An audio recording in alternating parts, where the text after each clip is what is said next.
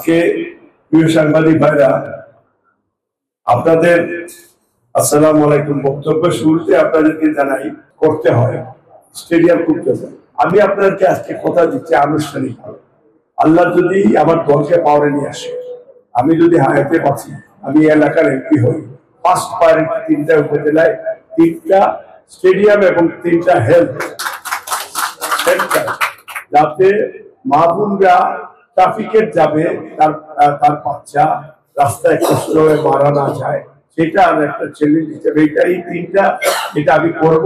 আজকে আপনাদের সাথে কথা দিলাম, এটা আপনারা লিপিবদ্ধ করে স্বাস্থ্য।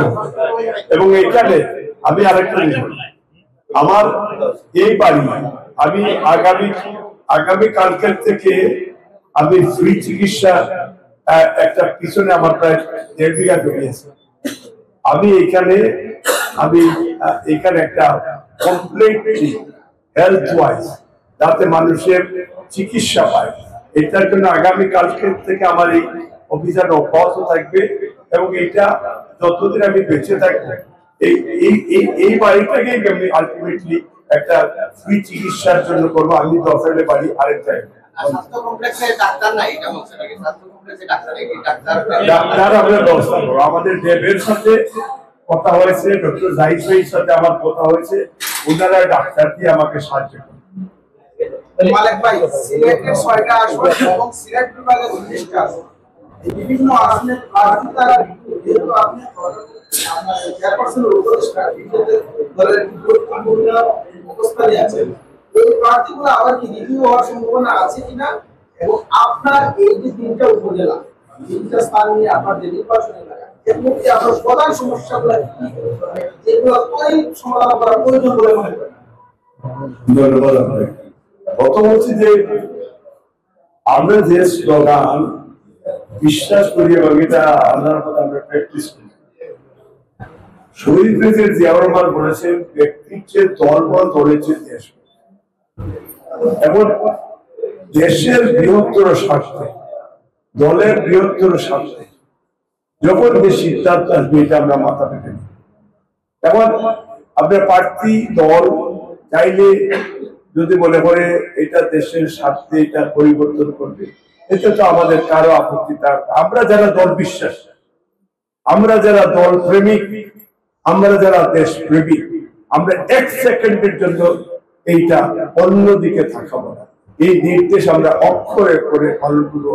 আমি আমার ভারপ্রাপ্ত চেয়ারম্যান সাহেবকে আমি সেই দিন, যেদিন আমাদের ক্যান্ডিডেটদেরকে নিয়ে উনি এপিল দিয়েছিলেন যে আমরা তো একজনকেই দিব, এবং যারা বাকি যারা আছেন এটা এই বেগম খালেদা জিয়ার দিকে তাকিয়ে, এবং উনি তো আপনাদেরকে দেশ ছেড়ে যাননি।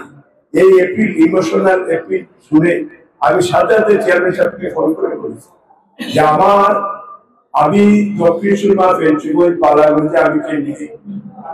আপনি যদি মনে করেন আপনি যে সিদ্ধান্ত নেবেন এটা আমার সিদ্ধান্ত, আমরা অতীতে পরীক্ষা দিয়েছি, আমরা শহীদ জিয়ার করবো, আমরা এই দল ছেড়ে যাওয়ার কোনো সুযোগ নেই, দলের নির্দেশের বাইরে যাওয়ার কোনো সুযোগ নেই। আমরা হিপোক্রেসি রাজনীতি বিশ্বাস করি না, আমরা মেনেজ করি না। Thank you. মালিক ভাই, আমার একটা প্রশ্ন ছিল, আপনার বাড়ির সামনে এখানে একটা ডিভাইডার প্রায় সময় দুর্ঘটনা ঘটে, যদিও এটা রিলেটেড না, সেই বিষয়ে আপনি এটা আমি কিন্তু এটার ব্যাপারে অনেকেই আমি চেষ্টা করবো, এটা আমার নলেজে অনেকে দিয়েছে। আমি হয়তো এই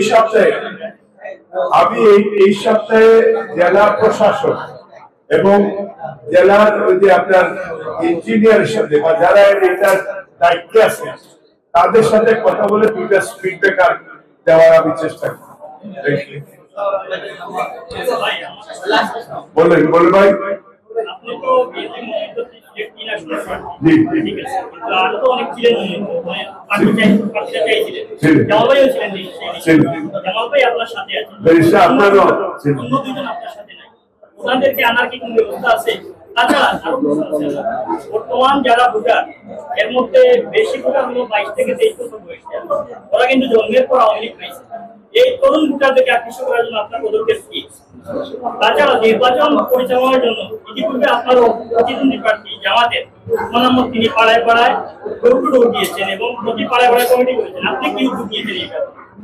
ধন্যবাদ, খুব চমৎকার একটা প্রশ্ন ভাই। পিছনে একটু আল্লাহগুলা বন্ধ, তাই ওনাদের প্রশ্ন উত্তরটা দিতে আমার সুবিধা এবং আমারও বুঝতে সুবিধা। Thank you. প্রথম হচ্ছে আমরা ডেমোক্রেটিক রাইট করতে গেছি। বিএনপি একটা ডেমোক্রেটিক পার্টি এবং ফ্রিডম অফ স্পিচে আমরা বিশ্বাস। আমার বিরুদ্ধে যে কোনো মানুষের কথা বলতে পারে, এটা তার আর গণতান্ত্রিক অধিকার। দলের ভিতরে দলের একটা চেইন অফ কমান্ড আছে।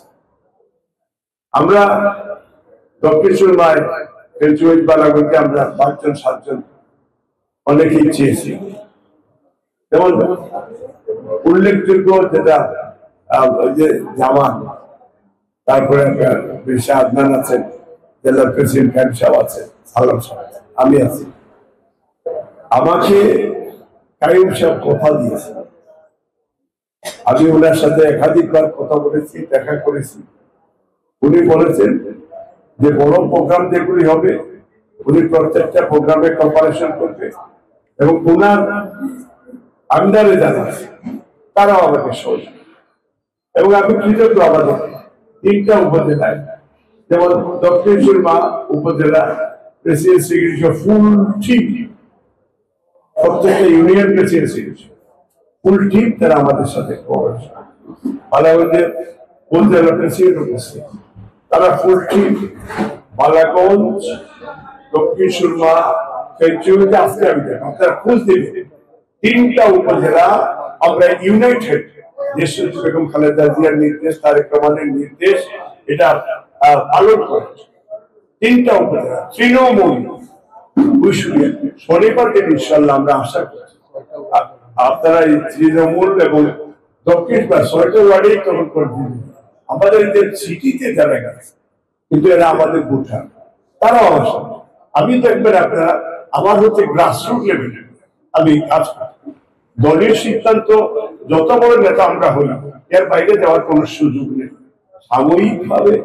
এবং আমি আপনি সালাম ভাই কথা বলছেন, আমি ওনার বাসায় গেছি প্রথম দিন, প্রথম ফার্স্ট ফল ওরা কি সকালে আমার ওয়াইফ সহ আমি আমার নেতৃবৃন্দকে নিয়ে আমার এলাকার চেয়ারম্যানকে আমি তার বাসায় গেছি।